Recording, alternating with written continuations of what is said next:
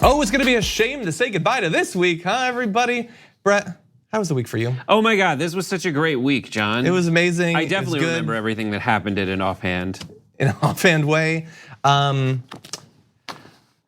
Are you all right? I'm glad that you're here. Do you want to go back in time to before we started the show so you could get ready for it? No, I'm okay. No, I'm very much ready, and I'm going to demonstrate that right now. Not only are we going to be starting off with the right-wing effort to smear Ilhan Omar yesterday by deceptively editing and mass pushing out some video of her from last year, which we're going to break down who did it and who refuses to admit what they did the day after they did it. We also have a couple of awesome guests who are going to be joining us. So journalist Garrett Graff is going to be talking about the history of the CBP, some of the sort of baked-in dysfunction there, how sort of messed up it's been since the very beginning and how things have only gotten worse over time. We're also gonna be joined by writer for the Daily Beast, Aurora Snow, to talk about an effort to take some of the sexual harassment out of the pornography industry. Along the way, we've got Donald Trump continuing his war against Fox News. We've got some insane racism coming out of students at Ole Miss. And NBC News publicized a new climate change study, and people responded to it on Twitter, and we just have to show you some of what was said, just in case you have any remaining faith in humanity. Was that prepared enough for you? That was amazing, John. Thank you. I mean, I wasn't listening. I wasn't listening to you, but it sounded like you said a lot of words in a row correctly. Oh my God, good bit. Yeah, that's a really that's what you get for what you did. John could do bits. I don't do bits. I don't do bits. I do skits, actually, as all of the great comedians do. Don't say skits. Okay, I have no idea how we're gonna transition now to talking about an Islamophobic attack against Congresswoman, but we're gonna try with this on Ilhan Omar, okay? The war against Ilhan Omar continues, this time with a video of her. This is from last year. She was on Al Jazeera with Mehdi Hassan, and she was talking about terrorism. And there's two videos that are important here. It's the video of what she said and the video that right-wingers across the country have been exposed to, because what happened was they deceptively edited the video, taking out a chunk from the middle that made clear that she was using a sort of rhetorical flourish, as well as more context afterward. Now, rather than confusing you by showing you the full video and then what the right-wingers were using and spreading on Twitter, Parker Malloy on Twitter, she did a great thing where she put together the full video and then just highlighted the sections that were removed. So we're gonna show you the video now, the first part, and take a look at what was removed. A lot of conservatives in particular would say that the rise in Islamophobia is a result not of hate, but of fear, a legitimate fear, they say, of quote unquote jihadist terrorism, whether it's Fort Hood or San Bernardino or the recent truck attack in New York. What do you say to them? I would say our country should be more fearful of white men across our country, because they are actually causing most of the deaths within this country. And so if fear was the driving force of policies to keep America safe, Americans safe inside of this country, we should be profiling, monitoring, and creating policies to fight the radicalization of white men. Okay, so you saw there the section about if that was the way we were going to run our country was based on these overblown fears, then the first thing I said and the last thing I said would be true. But she's making clear that that's not how she wants our policies to be run. That section being taken out is just about the most dishonest thing you can do. By the way, it's like a 10-second section, so it's not even like you can say, well, the video was too long, I couldn't post the whole thing. You could have left that in, you didn't, and you know why. Right, well, if they left that in, then they wouldn't have a point. Yes. You know, they couldn't do that thing that they do literally all the time, which is, and Parker Malloy, who posted that, that's where I saw it, she does a good job of outlining essentially the move. The conservative move, which is, listen, I'm gonna be utterly disingenuous in trying to spread this thing around because I know that this will be easily spread around, and people will come back right after and disprove pretty much every single aspect of it, but that's not my priority. My priority is getting supporters on the right to have like a very quick thing they can spread and a quick quip they can share that allows them to write someone off. And that's exactly what happened here. Yeah, and so we're not gonna show you all of the different people that spread the video with the section cut out, but it was all over the place. And Parker did a great job of collecting it is just a murderer's row of right-wing pundits and writers and Twitter personalities and Republican politicians who were just so gleeful, like Dave Rubin tweeting like, "Oh, let's play that game of is this racist or not?" because he totally watched the full video and did research about it. But Dana Loesch, she covered it on a radio show. Marco Rubio enthusiastically tweeting it out. And then versions of those videos were also played on Tucker Carlson and Laura Ingraham. Understand, they used all of this after we already knew that the video that was being spread was manipulated, but they just loved it and they had to have it. Quick point, she's not actually saying that by the numbers we should be more afraid of white men. But realistically, we probably should be, because according to the FBI's Ray, head of the FBI, most domestic terrorism arrests this year involve white supremacy. And we know if you go back years and years, that's where the deaths are coming from. Now, she's not making that point, but I'm a white male. I think I have the cover to say, yes, if you're actually going to be based demographically, fear of someone, it should probably be the people who are actually committing the terror attacks. Yeah. This is the classic situation that people on the left have when trying to figure out how to handle people on the right, because she wants to make a complex point. She says, if I were to be crazy like you guys, I would say something crazy like, we should be afraid of all white people. They get rid of the if, but she wants to make a moderate, like I wouldn't even say moderately, a kind of sophisticated point. But do you avoid making those kinds of sophisticated points because you know you're gonna get taken out of context?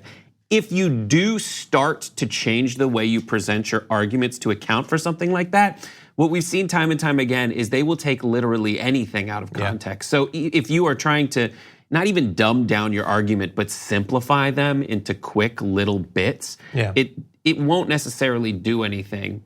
That's one way to look at it. I do think that from time to time, like, probably best to avoid saying things like this. Like I think that it's getting away from like the simplistic messaging aspect of politics that the right is so very good at. And the reason they're able to be good at it is that they have such an eager base to repeat whatever is said to them.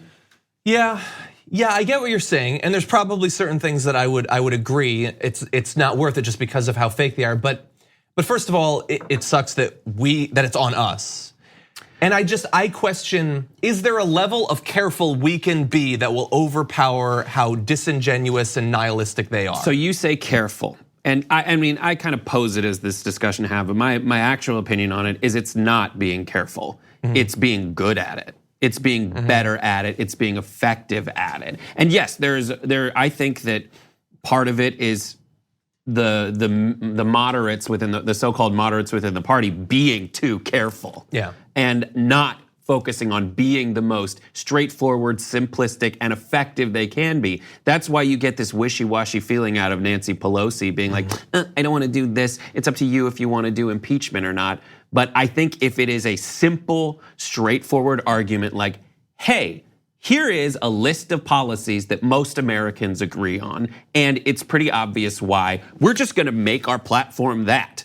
It'll be like healthcare for everybody, Medicare for all. It'll be eliminating this huge debt that students face, and a list of other things that you can see that Bernie Sanders does a very good job of communicating on his messaging.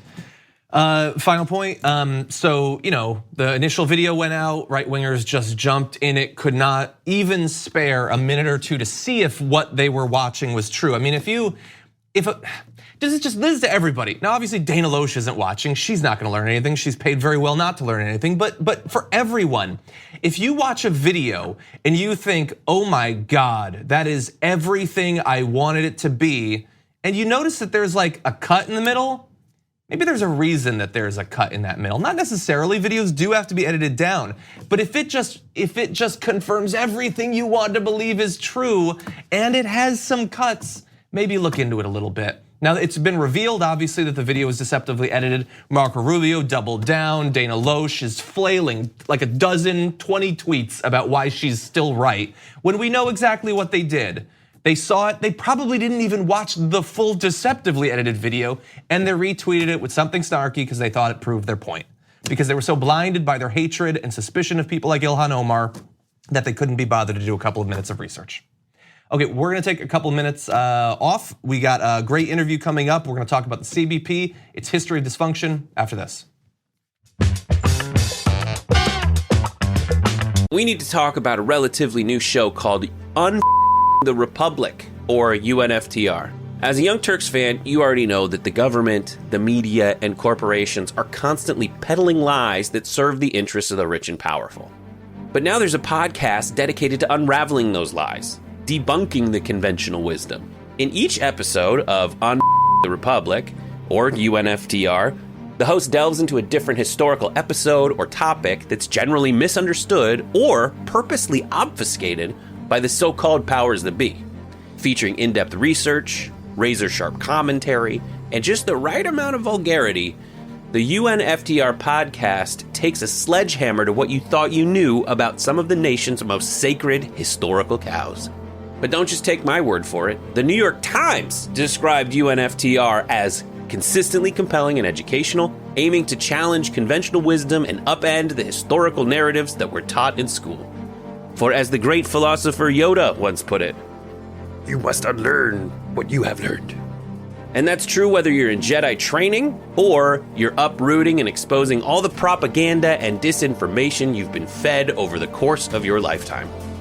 So search for UNFTR in your podcast app today and get ready to get informed, angered, and entertained all at the same time.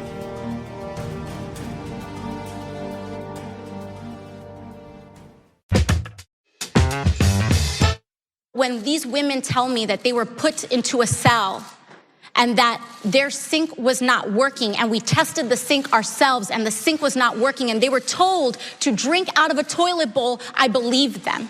There we have Representative Alexandria Ocasio-Cortez talking about her trip down to a facility near the border and the conditions that she saw there. In the full video, portions of which we've talked about previously on the show, she describes a number of different, really just truly incomprehensible ways that we're forcing these people to live, and for some of them to die. But the problems that we're having right now at these facilities are not necessarily just a problem of now, and there's very good reason to believe that some of the problems in CBP have been brewing for a long time. And joining us now to talk about both the current situation and the historic issues with that organization, journalist Garrett Graff. Welcome to the Damage Report. Thanks for having me. Glad to have you on. So let's, I guess, start at present. There's this debate over how bad things are. You know, they go down with their delegation and it looks really bad. But then on Fox, I hear that they have Xboxes. So what is it actually like there? Well, I haven't been to the same facility that Representative Ocasio-Cortez attended, but I've been in similar facilities. And this is detention and migration at an industrial scale. This is not necessarily a new problem.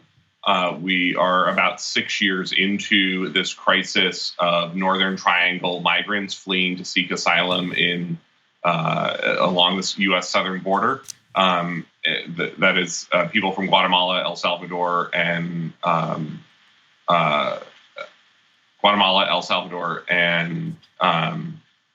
the other Central American countries fleeing north to the Rio Grande Valley, which is the closest point to along the U.S.-Mexican border. And they are trying to seek asylum from gang violence and drug violence, and that this is something that we have seen tens of thousands, hundreds of thousands annually for about 6 years. Yes. The major change in the policy that's driving the conditions in the detention facilities now is that the Trump administration is no longer releasing these asylum seekers into the United States with what are called notices to appear for future immigration proceedings. They are keeping them detained until those proceedings can begin. And so thereby, from the perspective of a few years ago, the numbers are being sort of semi-artificially or at least politically inflated, that the problem is being exacerbated by an unwillingness to continue the previous policy. So I'm curious though, I wanna be able to the extent that we can, figure out what of these problems are sort of being caused by the current regime, the current policy and the current objectives. And what do we know about the history of CBP going back to its creation? Have there been warning signs along the way? Was there reason to be concerned, 3, 10, or more years ago? Yeah, and this was really the core of my article, is that there is nothing that we are seeing today that has not been long foretold about the fundamental systemic organizational institutional challenges facing the Border Patrol and its parent agency, Customs and Border Protection. And what you are seeing are really a legacy set of problems due to the sort of mismanagement of the Border Patrol and CBP that stretches back more than a decade. CBP founded in 2004 as part of the reorganization that led to the Department of Homeland Security, from various legacy components, including the old U.S. Customs Service and the old INS, the old Immigration and Naturalization Service. And that was an agency that has actually really struggled to get good leadership over any part of the 3 presidencies under which it has existed: George W. Bush, Barack Obama, and Donald Trump. This is an agency that has seen at least 10 different leaders over 16 years of existence at this point. It's on its 3rd leader of the Trump administration, and it actually took 6 years in the Obama administration for Obama to appoint the first Senate-confirmed leader of CBP. So this has been a rudderless agency that during most of that time has been growing rapidly, more than doubled in size during the Bush and Obama years, and now represents both the largest law enforcement agency in the United States, larger than the Coast Guard, which is the smallest branch of our military, and is an agency that does not have a workforce well aligned to what its modern day task is either. This is a long foreseen problem where it has struggled during that rapid period of growth beginning more than a decade ago with an epidemic of crime and corruption, such that for 7 years, from 2005 to 2012, one CBP officer or agent was arrested every single day. And even today, we're seeing numbers, a CBP agent or officer arrested about every 36 hours. I mean, that's a stunning level of misconduct, ranging from domestic violence and assault and battery all the way up to murder. We saw one Border Patrol agent arrested last fall for being allegedly a serial killer, killing 4 sex workers in Texas with his CBP-issued firearm. And as shocking and surprising as that should be, he was not even the first Border Patrol agent from his own office arrested for murder last year. So is the solution, so what is the solution, I guess? Is it that they need more people working there? It seems like from what you just communicated to us, it is an inherent corruption within the system, but is it getting rid of it, reorganizing the whole thing once again? Because since this reorg you mentioned, it has never been effective, or is it just leadership? How do they solve it? And does that come down to more funding? What's your suggestion or recommendation? Yeah, I think that there are 3 institutional structural issues that are quite clear that needs to be addressed. One, stable, reform-minded leadership.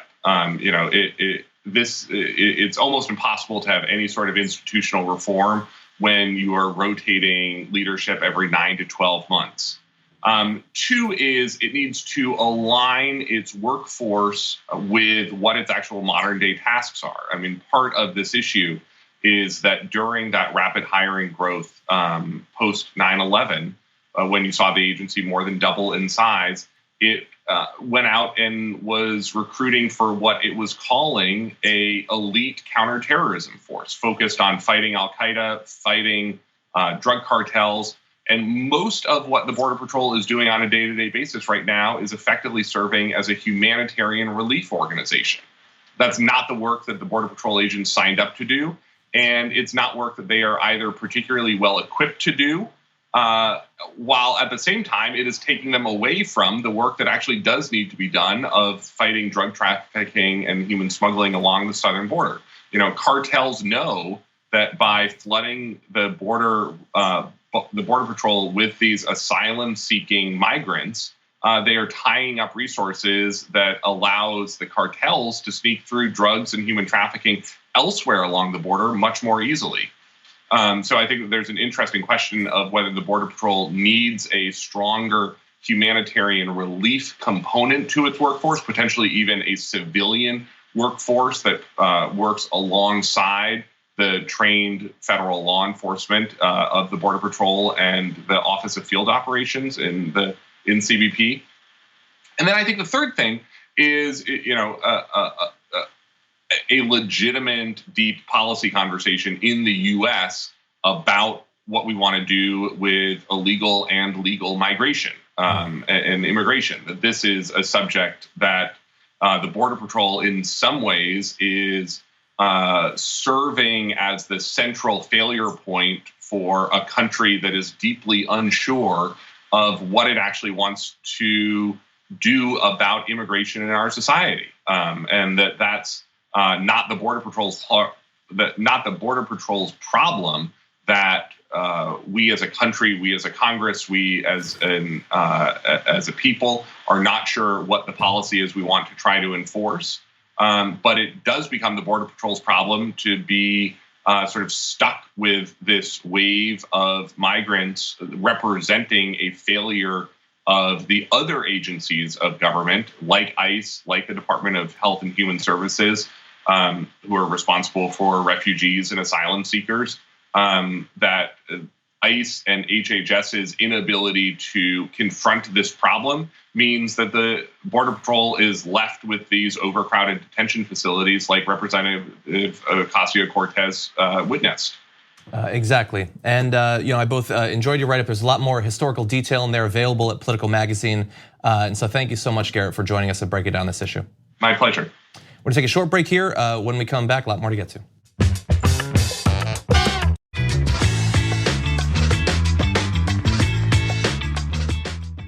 Three students from Ole Miss have been suspended from their fraternity and might face even more consequences after posting an absolutely horrendous photo of them posing in front of a sign memorializing Emmett Till. And we're gonna show you the picture and we're gonna talk about their particular case. But before we get to that, just in case you don't know about that story and why what you're going to see is so horrendous, we do want to fill you in just a little bit of the details of this incredibly tragic moment in America's past. Back in 1955, 14-year-old Emmett Till left Chicago to spend the summer with relatives near Money, Mississippi.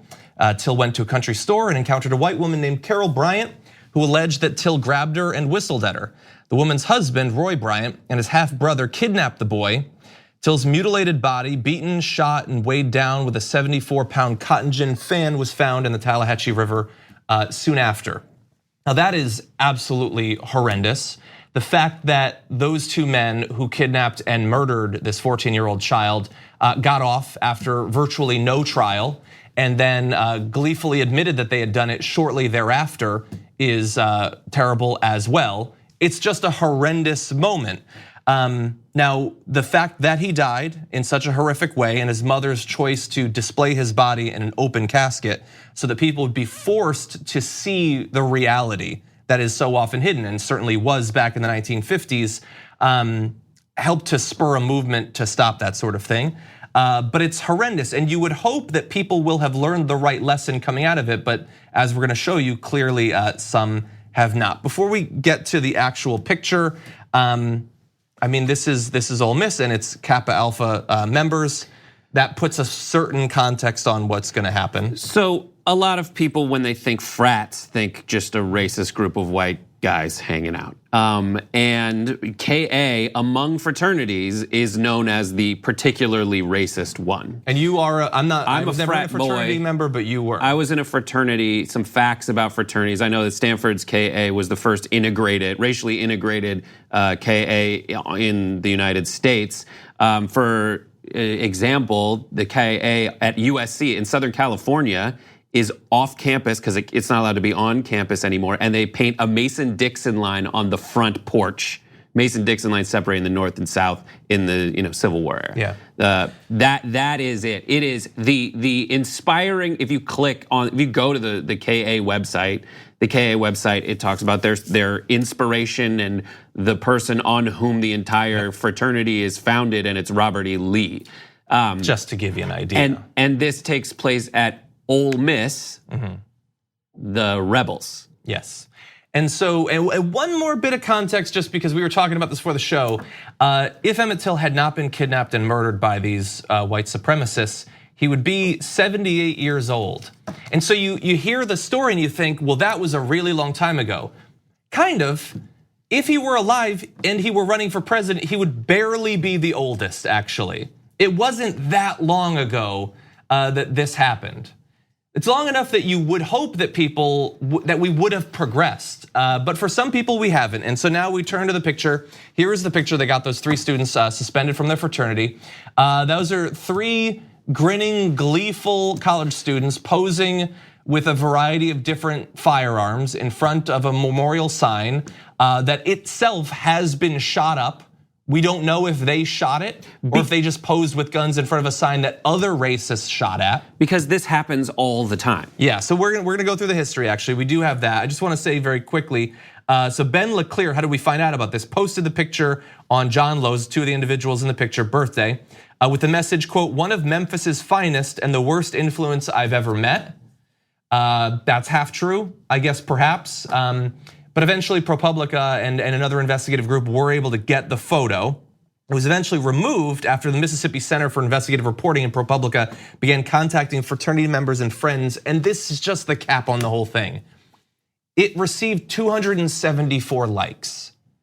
That they decided, you know what, this sign memorializing one of the darkest individual moments, we're gonna pose in front of it with guns because we think that that's funny. And literally hundreds of people were like, yes, I like this. This just goes to further distance people mentally from what actually is happening at any given point. So they are in a fraternity, they're looking around, he says this is one of the worst influences I've ever met. It's like, but he's fine with that. He gleefully posts pictures of it, and I know this dynamic. This is the dynamic where people hang out, and because no one's really calling out what's actually happening, they get to just happily do it.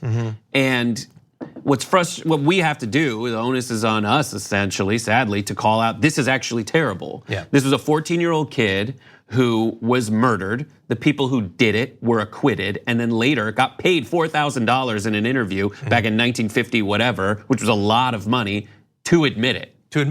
And then live the rest of their life free of any consequences whatsoever. And so, I mean, the whole thing is just terrible. I mean, those 3 individuals being so confident that like, yeah, everybody I know likes this sort of thing. It's not gonna be a big deal or whatever. Hypothetically, there is a 4th person because of course, unless they set up a tripod, somebody was holding that camera. We don't know who that person was. They had the good sense to not be in the picture at the very least. That's about as far as their sense goes. But there's one more little detail that we alluded to, and that's the history of this particular sign, let alone all the other horrible details, and we could talk for a long time about it. I just want you to bear in mind, when you hear Republican pundits and Republican politicians say that America is not a racist society, it never was, but it certainly isn't now because we elected a black president. I mean, just this one sign's experience, bear this in mind. So vandals threw the first sign in the river. They tore it down, they threw it in the river. The second sign was blasted with over 300 bullets or shotgun pellets before the Emmett Till Memorial Commission officials removed it. A third sign, that's the one featured in the Instagram photo, already had 10 bullet holes in it before it was taken down last week. A fourth sign is being designed to better withstand the attacks that we all know will come. We now need bulletproof memorials in America because we know what's coming. So just remember that when you hear people saying that, come on, we elected Barack Obama, we're good. Make it bigger and bigger and bigger every time, and stronger and stronger and stronger every time. I agree. They were suspended from KA, not from, from yes. the reports. They were suspended by their fraternity but not by Ole Miss. Ole Miss says this is kind of outside, it wasn't on campus, what can we do? But what do we expect from a university that continues to go by the mascot, the Rebels? And it looks like it is a Confederate soldier is their mascot. So what are you gonna expect? Exactly. Okay, we're gonna take a short break. We come back, lots more to get to.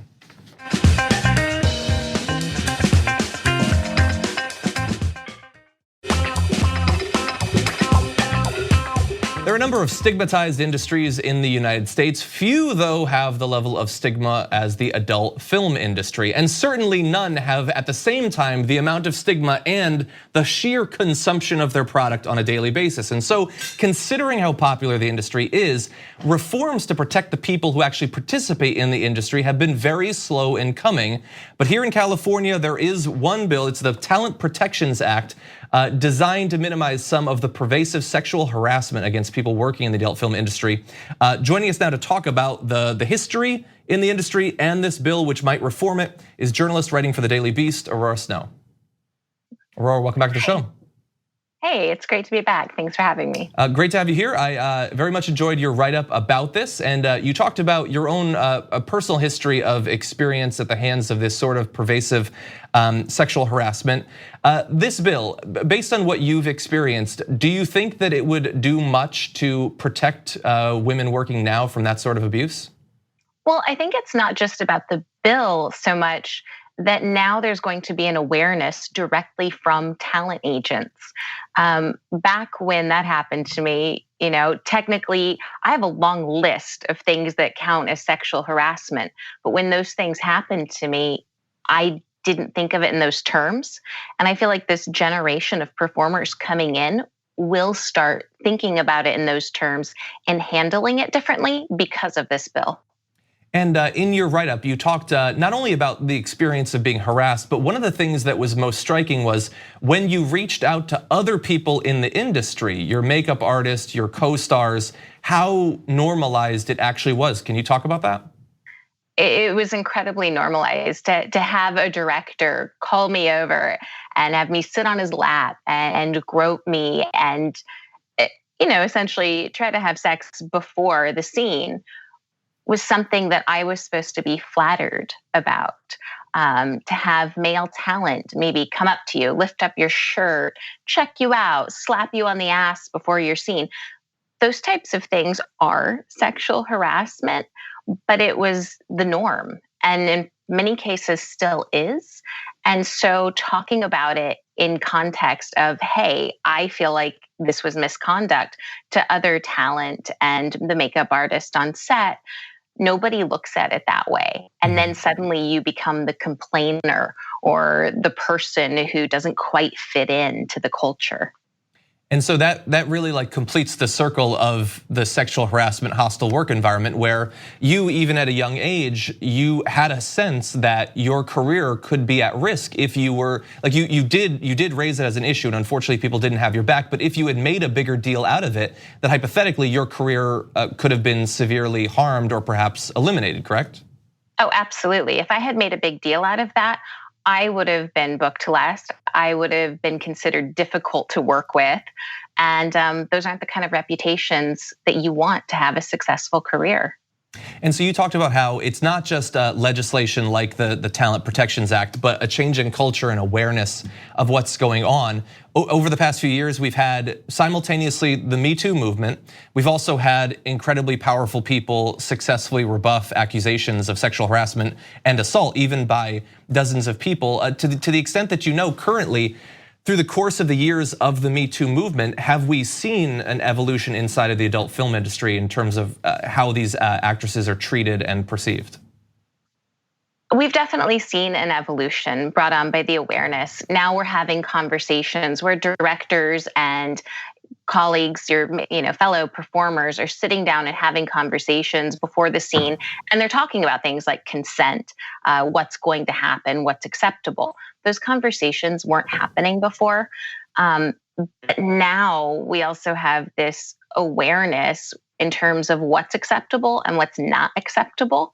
However, there is still an issue with women speaking up on set because they are still dealing with labels like difficult or, hey, she's, you don't want to work with this person because she's going to create problems. When in fact, it's not a problem. You should be okay to address harassment in the workplace.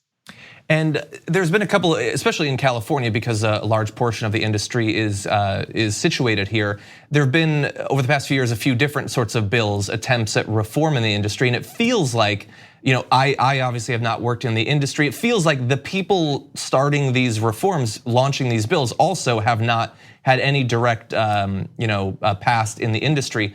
As someone who does know what it's actually like, to what extent, if you could craft a bill, what do you think could be done that would actually be beneficial and help to protect these performers?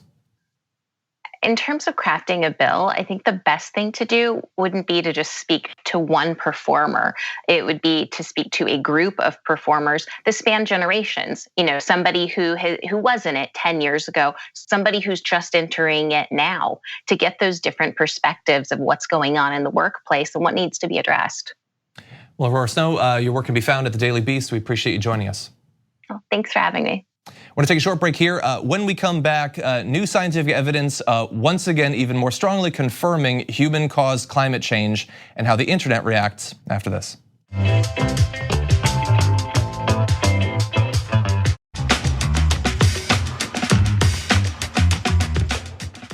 The last 2 weeks have been tumultuous for Donald Trump. Last week, he went on an extended racist rampage against members of the squad and only stopped that temporarily, he'll get back to it, to spend this week, to hear him tell it, exulting in how great the Mueller testimony has been for him. An account of his emotional reaction to that's been somewhat undercut by sources inside of his administration. So, I'm always concerned with how exactly he's approaching politics, what's on his mind. My defense mechanism is to sort of joke about his state of mind, but there are people who take it very seriously, and we're joined now by one of them, forensic psychiatrist, currently working on the faculty of Yale School of Medicine's Law and Psychiatry Division, Dr. Bandy Lee. Welcome back to the Damage Report. Thank you for having me. Always glad to have you on. This is an important time for you and your work to get people to take seriously Donald Trump's mental state. Why is it such an important time? I think we have been seeing a lot of signs of deterioration. As you've noticed, the back and forth about race and essentially expression of his racist bias, but also he's using racism to funnel his attacks, and the increase of attacks and agitation, if you will, is kind of a reflection of his state of mind. And so do you believe that his state of mind, you're saying there that it's reacting to something, is that grounded in concerns over this week's political developments, or do you think that it might be part of a sort of ongoing process that's been developing?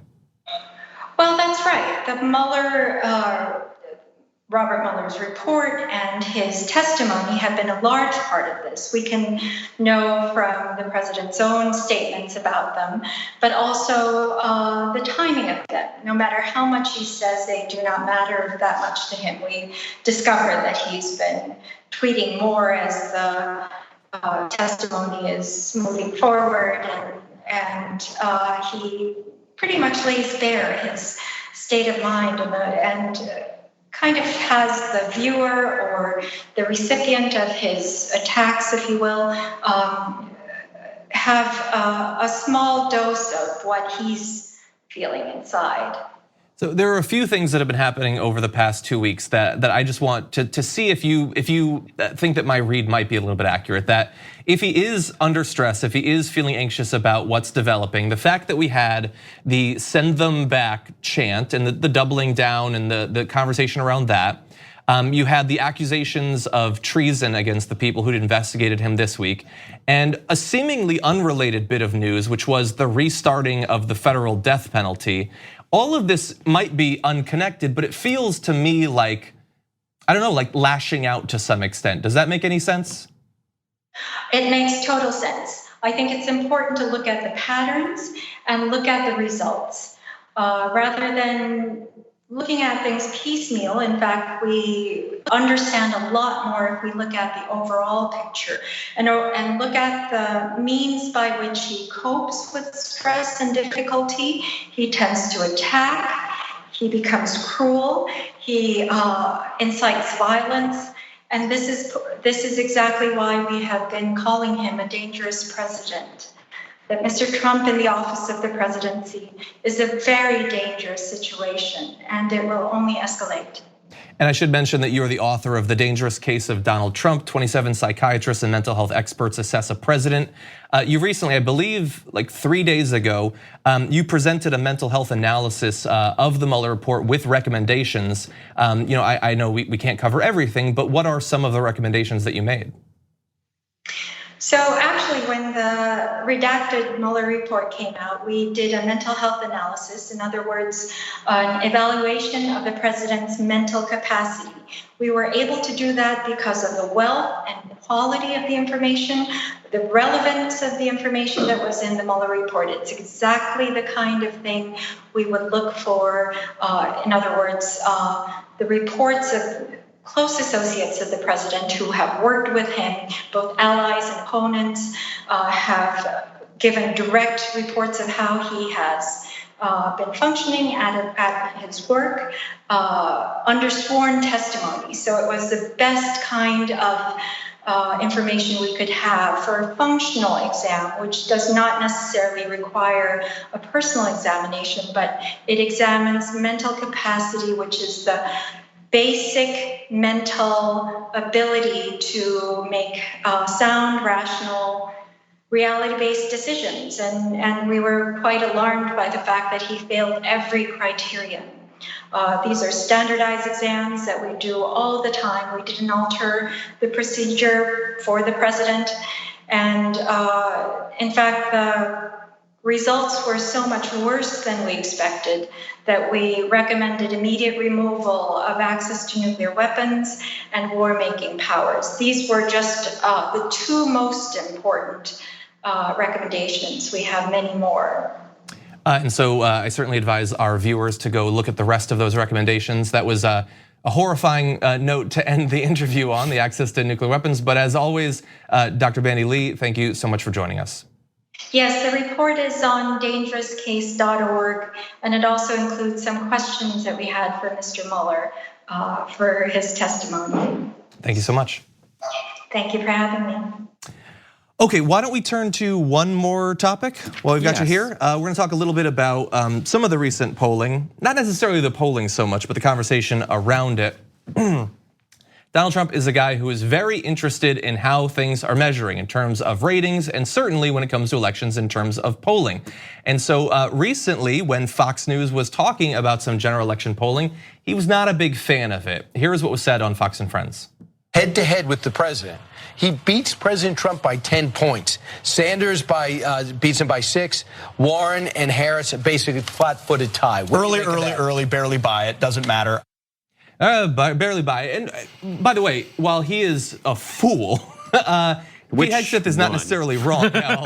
He's not necessarily wrong, but you saw there, Fox and Friends is willing to at least admit that the general election polling for Donald Trump is not going so well. And it's on Fox and Friends, so Donald Trump was watching, and they knew that. So he tweeted almost instantly, Fox News is at it again, so different from what they used to be during the 2016 primaries and before. Proud warriors, now new, like the Klingons, now new Fox polls, which have always been terrible to me. They had me losing big to Crooked Hillary, have me down to Sleepy Joe. I hate even saying that. I shouldn't say it in the future. Even considering the fact that I have gone through a 3-year vicious witch hunt perpetrated by the lamestream media in collusion with Crooked and the Democrat Party. If you just woke someone up from hypersleep and read them that paragraph, it would not mean anything. But that's the weird world we're living in. So you have a Klingon reference and hypersleep in the same minute span? I've been reading a lot of sci-fi recently. Something Skeksis. Anyway, so he says there can be no way that he's losing to the sleepy one, which sort of adds a little bit of, I don't know, it's sort of glorifying the Joe Biden thing. So here's the thing, Donald, this is lame how you are losing to a sleepy man.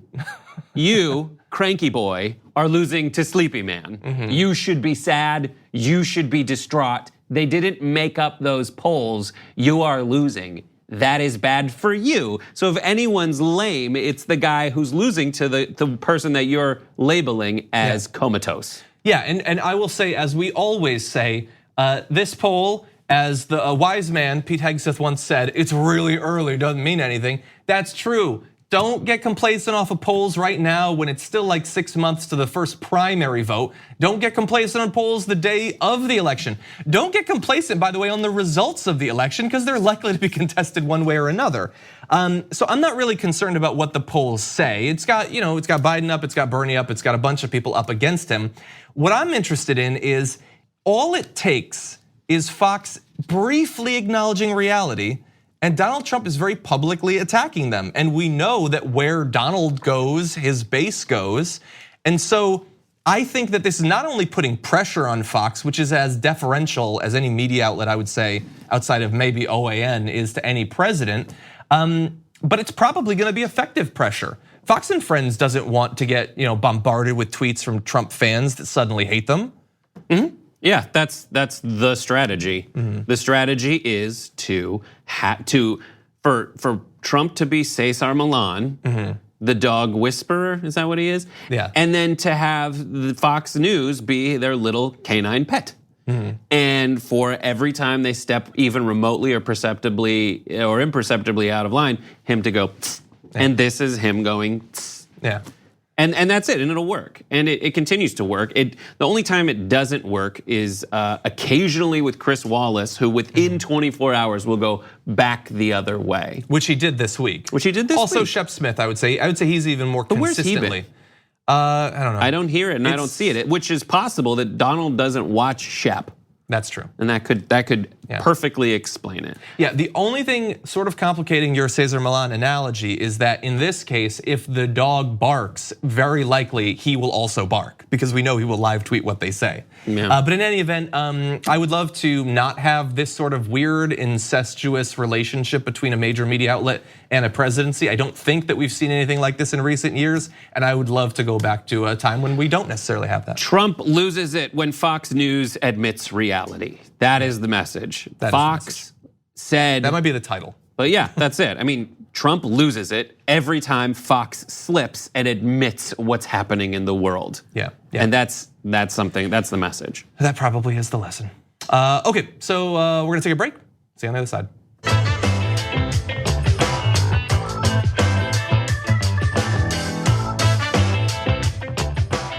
A new study published in the journal Nature shows that the sort of heating that we're seeing across the globe is like nothing we've seen in literally thousands of years of human history. And yet that study, some of the news articles about it, I think have too high of an opinion of how that sort of information will be received. Take a look at this headline. It says, climate scientists drive stake through the heart of skeptics' argument. Which I would say objectively in terms of the information, they did do that. But as you're going to see, it did not convince some of the skeptics. Before we get to those skeptics, really fast, here's some interesting information that you should probably know as a person who lives on Earth.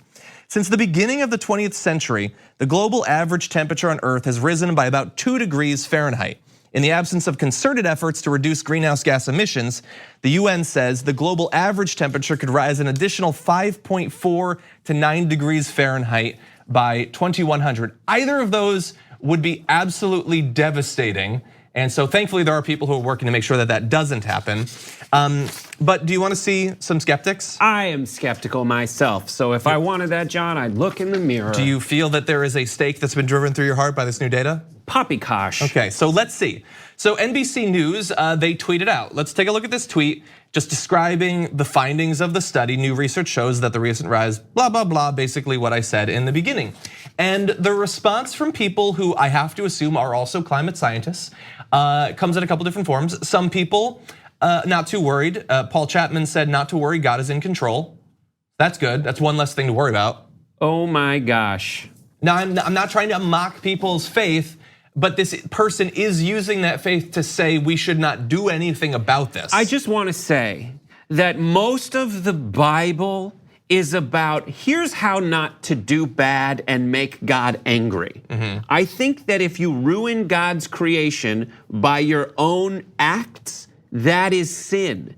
So I would rather reframe this as us ruining things for God. The first part of the Bible is God gave you a paradise and you ruined it. Granted, he blamed it on ladies and snakes, but we ruined it. And that is the foundation for the whole God stuff. Why don't we not ruin this paradise, please? Yeah, and there are mistakes that you can make where you don't necessarily get the warning sign. Like, you're not immediately told that what you're doing is wrong. You're moving in the wrong direction. But what we're doing is literally making the world more like hell. That's a warning sign. Sort of similar. This is sort of just an ignorance thing. Matt tweeted, but it's done it before. Matt. I don't know exactly what that's a reference to, but that's a little bit casual of a response to refute what the work of hundreds of scientists have done. But that's the smoking gun, right? That is I only read the headline of this, and that's enough for me to respond, even though the body of the article disproves his it's done it before argument, which is Trump's half-witted attempt to say climates change. They go up, they go down, it's good, it's bad. But the article itself says it has never, the entire planet has never done this as far back as 2,000 years ago. So when we say what is precisely what they're referencing when they try to say it's done it before, this disproves. What they're referring to only happened in like half the world or a quarter of the world. This, as we've proven now, is all over. There's the next strategy is a bit of odd fatalism and kind of a threat on the edges. The world ends when it ends, Tangier says. If all the doom and gloom crowd really cared, they would make the ultimate sacrifice to save the earth. But the thing is, what does that mean? I'm not sure. It sounds like he's saying, kill yourself. The ultimate sacrifice is giving up your spot in line at like Disneyland. Exactly. So the thing is, I'm not gonna commit suicide, and I don't want anyone to die. That's sort of my goal.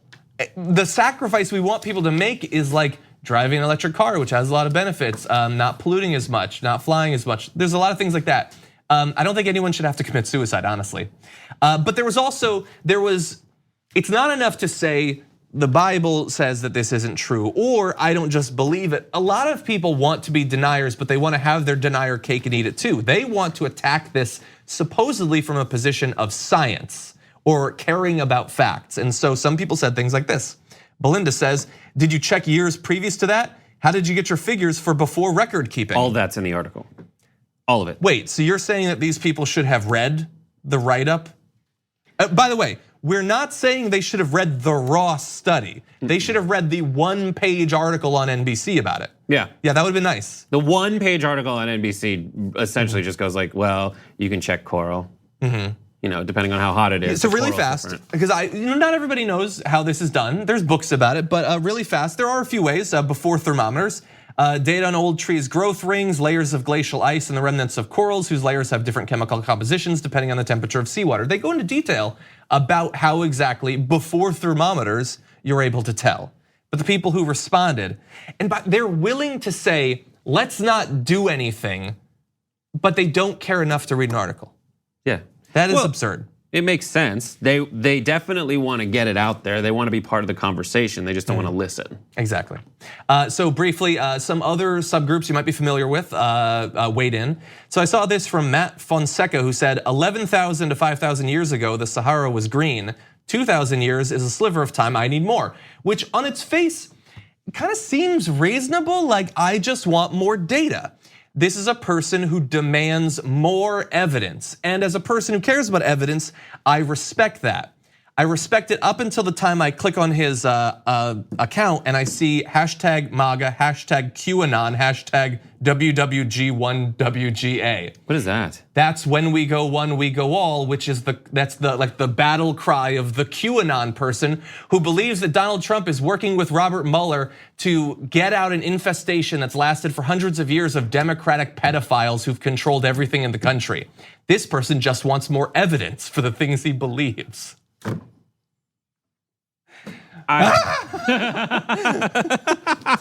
This is my favorite John, though. Okay, hold on. My favorite John is I told you all the facts and you're still not with me. I told you every reason it's not to even be that. with me. This is and you're beyond not. that. This is you saying, I just want more facts. Pizzagate! I believe it. It's a true thing. Q baby, go! They believe a Q on a baby before they believe thousands of years of scientific analysis. Abraham Woodhull chimes in, the thermometer was invented just over 300 years ago, which is a fact, sort of. Yes, exactly. Not a relevant one. Chewbacca's a Wookiee. That's true. That's it. Chewbacca's a Wookiee. If Chewbacca's a Wookiee, you must acquit. Yeah, is that a reference? That is a South Park reference, John. Yes, it just goes to the larger conversation of, well, not even that, just the observation that people want to comment on stories on the internet. They don't necessarily want to take part in a honest conversation about what's actually happening. Yeah. They want everyone is standing in a circle and they want to say like, no, you're stupid, and have a bunch of people go, yeah, he said they're stupid. And that's it, even though the person they're calling stupid is not stupid. Yeah, and it would be a little bit easier for me to accept that if they didn't also, all of them, every one of them, is so sure that they're critical thinkers and what they care about is logic and evidence and argumentation. All of them are so self-assured in their overwhelming ignorance. And that's frustrating. Speaking of overwhelming ignorance, watch the Happy Half Hour, 7 p.m. tonight on all the things at the bottom of the screen. Yeah, there you go. It's going to be great. Thank you as always, Brett. Great to have you here. Next week, I'm out. I'm at the debates in Detroit, and then I'm at Gen Con. Come play a game with me. Lots of great hosts filling in throughout the week. It's going to be awesome. And so we'll see you Monday morning.